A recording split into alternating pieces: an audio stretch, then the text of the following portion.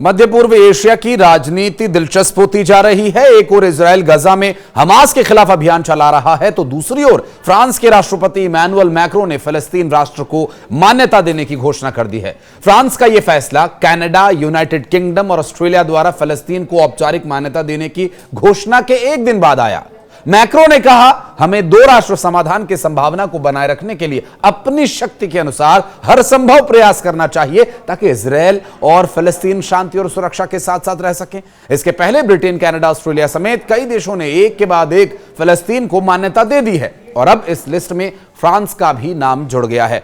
France के president Emmanuel Macron ने सोमवार को कहा कि फ्रांस ने आधिकारिक तौर पर फिलिस्तीन को राष्ट्र की मान्यता दे दी है और यह कदम संयुक्त राष्ट्र सम्मेलन के दौरान उठाया गया। नमस्कार, मैं हूं आशीष त्रिपाठी।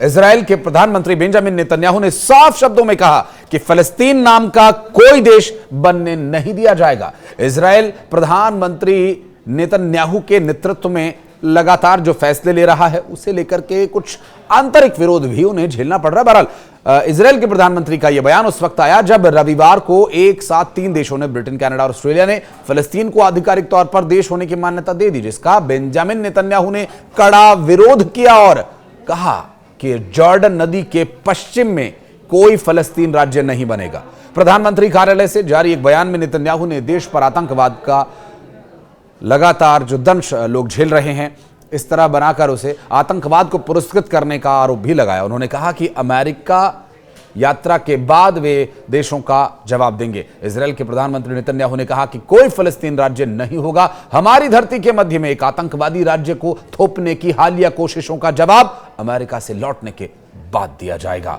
उन्होंने कहा कि 7 अक्टूबर के भयावह नरसंहार के बाद फलस्तीनी राज्य को मान्यता देने वाले नेताओं के लिए मेरा स्पष्ट संदेश है, आप आतंकवाद को एक बहुत बड़ा इनाम देने जा रहे हैं। जॉर्डन नदी के पश्चिम में कोई फलस्तीन राज्य नहीं होना चाहिए। वर्षों से मैंने घरेलू और विदेशी दोनों तरह के भारी दबाव के बावजूद उस आतंकवादी राज्य के निर्माण को रोका है। नेतन्याहू ने अपने बयान में इस बात पर भी जोर दिया कि वर्षों से इजराइल की कड़ी मेहनत और राजनीतिक कौशल के चलते इस क्षेत्र में एक फलस्तीन राज्य के निर्माण को रोका गया। उन्होंने यह भी बताया कि यह प्रक्रिया घरेलू और अंतर्राष्ट्रीय दबावों के बावजूद जारी रही है और इस दौरान यहूदी बस्तियों को भी दोहरी मात्रा में बढ़ाया गया। इजराइल के विदेश मंत्रालय ने भी फिलिस्तीन को मान्यता देने वाले देशों के फैसले की कड़ी निंदा की है।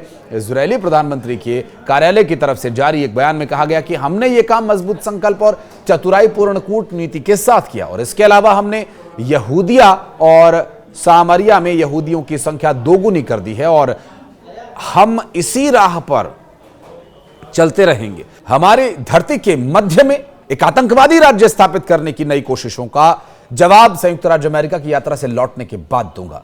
जबकि फिलिस्तीन को मान्यता देने के बाद ऑस्ट्रेलिया प्रधानमंत्री कार्यालय ने एक बयान में कहा कि ऑस्ट्रेलिया औपचारिक रूप से स्वतंत्र और संप्रभु फिलिस्तीन राज्य को मान्यता देता है। ऐसा करके ऑस्ट्रेलिया फिलिस्तीन के लोगों की अपने स्वयं के राज्य की वैध और लंबे समय से चली आ रही आकांक्षाओं को मान्यता देता है। गजा में चल रही लड़ाई के बीच एक के बाद एक देश फिलिस्तीन को मान्यता दिए चले जा रहे हैं, जो इजराइल के लिए एक बहुत बड़ा झटका है और अमेरिका के लिए भी। कैसे, आगे बताएंगे आपको, बने रहिएगा अंत तक हमारे साथ।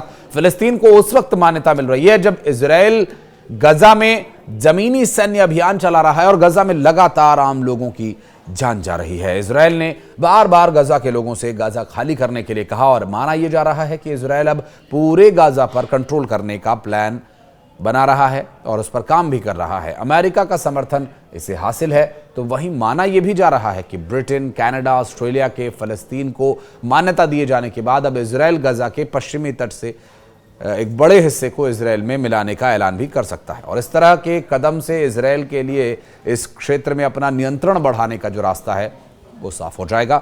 अंतर्राष्ट्रीय समुदाय के साथ तनाव बढ़ जाएगा, तो वहीं इजराइल के कई सहयोगी देशों ने भी फिलिस्तीन को एक देश के तौर पर औपचारिक मान्यता दे दी है। इसे पश्चिम की विदेश नीति में ऐतिहासिक बदलाव के तौर पर भी देखा जा रहा है और इसका नेतृत्व उस देश यानी ब्रिटेन ने किया जिसने कभी इजराइल के निर्माण और फिलिस्तीन के विस्थापन में सबसे बड़ी भूमिका निभाई थी। इसके बाद कनाडा, ऑस्ट्रेलिया, पुर्तगाल ने रविवार को फिलिस्तीन राज्य की मान्यता दे दी और फिर बयान जारी किया। इसके अलावा बेल्जियम, फ्रांस, लुक्समबर्ग, माल्टा, न्यूजीलैंड और पैलेस्टाइन भी इसे मान्यता दे सकते हैं, जबकि इसमें फ्रांस ने मान्यता दे दी है और बाकी देशों की ओर से औपचारिक ऐलान होना भी बाकी है। आपको बता दें कि फिलिस्तीन एक ऐसा राज्य है जो अस्तित्व में है भी और नहीं भी। दुनिया के नक्शे पर फिलिस्तीन नाम का कोई देश है ही नहीं। इसके बावजूद इसे व्यापक अंतर्राष्ट्रीय मान्यता प्राप्त है और इसके विदेशों में राजनयिक मिशन है। ये ओलंपिक सहित वैश्विक खेल आयोजनों में अपनी टीम्स उतारता है, लेकिन इसकी कोई स्वीकार्य सीमाएं नहीं है, कोई राजधानी भी नहीं है और ना ही कोई सेना। फिलिस्तीनी प्राधिकरण का अपने क्षेत्र पर पूर्ण नियंत्रण भी नहीं है।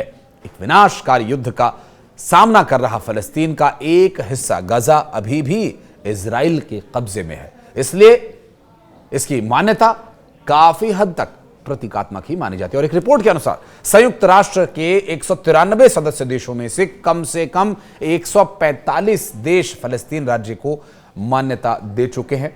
इसके अलावा जर्मनी, इटली जैसे कुछ पश्चिमी शक्तियों ने स्पष्ट किया है कि वे फिलिस्तीन राज्य को मान्यता देने की योजना फिलहाल नहीं बना रहे हैं, लेकिन अन्य देशों से भी फिलिस्तीनी मुद्दे को समर्थन मिल रहा है। ब्रिटेन के प्रधानमंत्री कीर स्टारमर ने कहा कि ब्रिटेन फिलिस्तीनियों और इजरायलियों के लिए शांति की आशा और द्विराष्ट्र समाधान को पुनर्जीवित करने के लिए फिलिस्तीन को मान्यता दे रहा है। फिलिस्तीन की मान्यता के प्रयास ने इजरायल और अमेरिका को अलग थलग कर दिया है। उनका तर्क है कि फिलिस्तीन को औपचारिक रूप से मान्यता देने से हमास को फायदा होगा और चरमपंथियों को बढ़ावा भी मिलेगा।